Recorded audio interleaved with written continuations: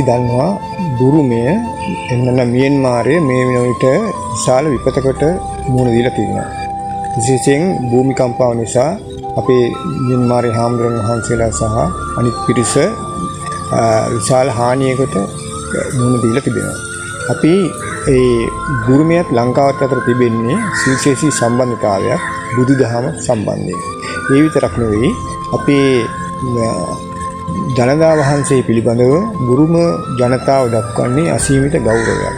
අපේ දළදා වහන්සේ වැඩ සිටින මහනුවර දළදා මාලිගාවේ අලුත් විහාරය, එහෙම නැත්නම් දැන් ওই කෞතුකාගාරය සහ විහාරයේ පවතින ගොඩනැගිල්ල ඉදිකිරීමේ මූලික වුණේ මා මේ දැන් සිටින කොළඹ මකුටාරාමයේ නිර්මාණය කළ විනය අලංකාර කියන බුරුම ජාතික හාමුදුරුවෝ වහන්සේ.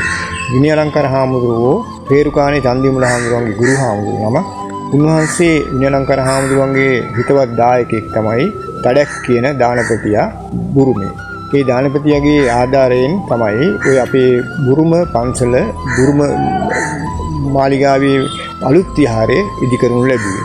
ඒ 1927 තමයි තඩක් විසින් ඒ රුපියල් ලක්ෂයක් පරිත්‍යාග කරලා මූල ආරම්භය ආරම්භ කළේ පී.බී. නුගවැල දෙවර්ණිතුමාගේ කාලයේදී.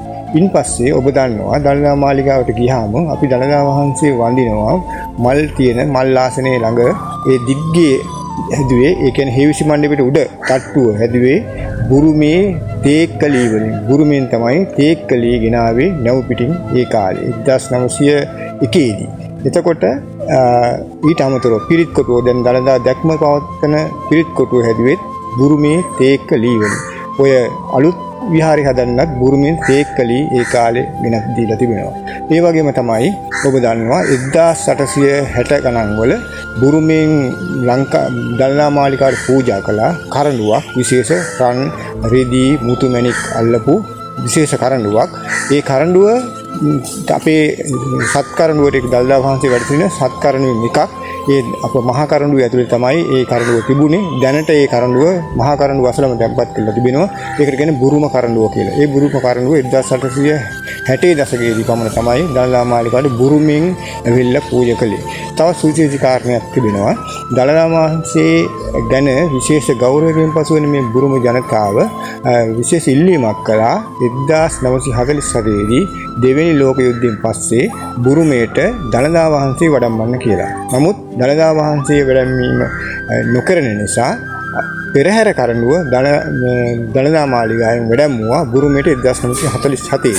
එතකොට කීර්තිශ්‍රී රාජසිංහතුමා තමයි මේ පෙරහැර කරඬුව නිර්මාණය කළේ. ඒ නිර්මාණය කළාට පස්සේ පෙරහැර කරඬුව කිසිම අවස්ථාවක මහනුවරින් පිටතට වැඩම කරලා නැහැ.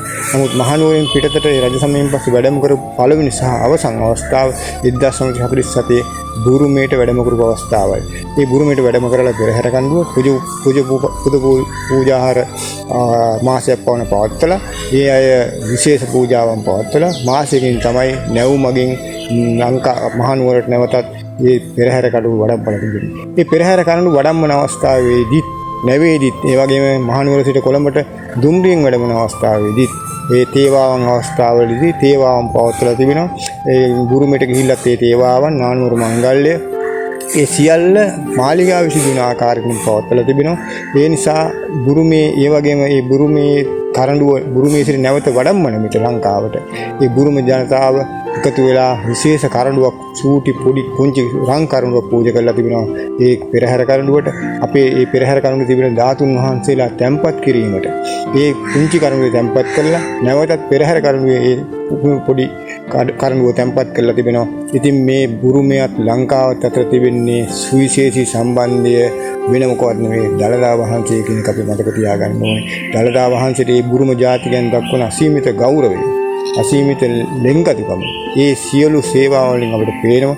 ඒ වගේම අපි දන්නවා බුරුම ජාතිකයෝ ගිහි පැවිදි පිරිස් විශාල වශයෙන් ඉස්සර නැව් පිටින් ලංකාවට පැමිණිලා දළදා වහන්සේ වන්දනා කරන්න නඩවිලා තිබුණා. අපි දැන් ඔය වන්දනා ගමන් යාව වගේ විශාල පිරිස් දළදා වහන්සේ වන්දනා කරන්න පමණක් ලංකාවට පැමිණ තිබෙනවා. ඉතින් ඒ අය ඇවිල්ලා පුද පූජා කරලා දළදා වහන්සේ වැඳලා නැවතත් ආපහු යනවා. ඒ වගේ විශාල සම්බන්ධයක් බුරුමයත් අපත් අතර තිබෙනවා. ඒ නිසා අපි මේ අවස්ථාවේදී ඇත්තටම බුරුමයට විපත ගැන සංවේදී වෙනවා. අපේ විශේෂයෙන් මේ බුරුම හාමුදුරන් වහන්සේලා විහෙර විහාරස්ථාන අපිට අහිමි පිළිබඳව අපි කනගාටු වෙනවා. විශේෂයෙන් අපි බුරුමේට ඇත්තමයි අපි බුරුමයයි ලංකාවයි අතර සුවිශේෂී සම්බන්ධය දළදා වහන්සේ කෙනෙක් අපි මතක තියාගන්න ඕනේ. අපි සියලු දෙනාටම දළදා වහන්සේගේ පීඨ ආරක්ෂාව ලැබේවායි ප්‍රාර්ථනා කරමු.